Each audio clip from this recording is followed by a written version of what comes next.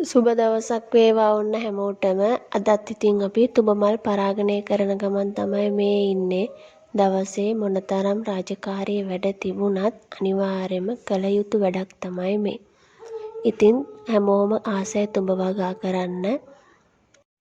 වැස්සත් නතර වෙලා දැන් ඉතින් ගොවිතැන් කරන එක ඒ තරම්ම ලේසි වැඩක් නෙවෙයි. මොකද දවසක් කැර දවසක් වගේ වතුර සපයන්න ඕන මේවට. ඉතින් හරි අමාරුයි මේ දවස්වල වගා කරන්න.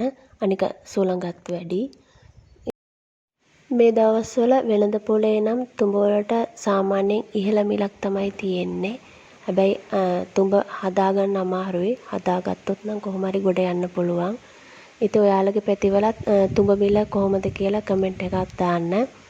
තුඹ වගාවේ ගැන මොනවා හරි දෙයක් දැනගන්න තියෙනවා නම් අහන්න. පුළුවන් විදියට කියලා දෙන්නම්. තවත් ලස්සන වීඩියෝ එකක් අරගෙන එන්නම්. එහෙනම් හැමෝම පරිස්සමට ඉන්න. මේ වීඩියෝ එක හොඳයි නම් කමෙන්ට් එකක් දාන්න, ලයික් එකක් දාන්න.